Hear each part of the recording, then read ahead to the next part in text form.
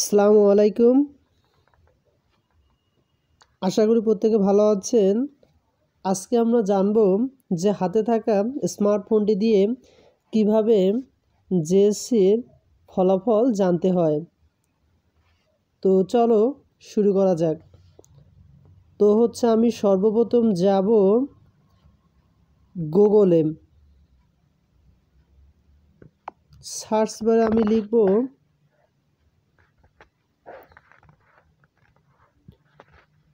JSC result. তারপর এখানে আমরা দেখতেছি এডুকেশন বোর্ড রেজাল্টস। এই ওয়েবসাইটটির উপরে আমি ক্লিক করব।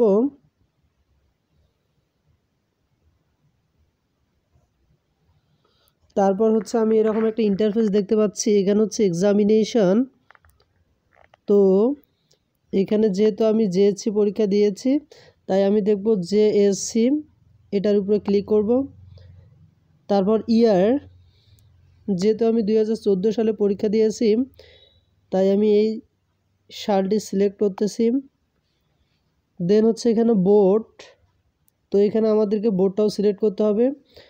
আমাদের শিক্ষা বোর্ড দিনাজপুর, তাই আমি এটার উপরে ক্লিক করলাম। দেন রোল নম্বরটা আমাকে এখানে লিখতে হবে। তো আমার রোল 5155871 লিখলাম। তারপর এখানে আবার রেজিস্ট্রেশন নং, এটাও লিখতে হবে। তো আমি লিখতেছি 1417724396।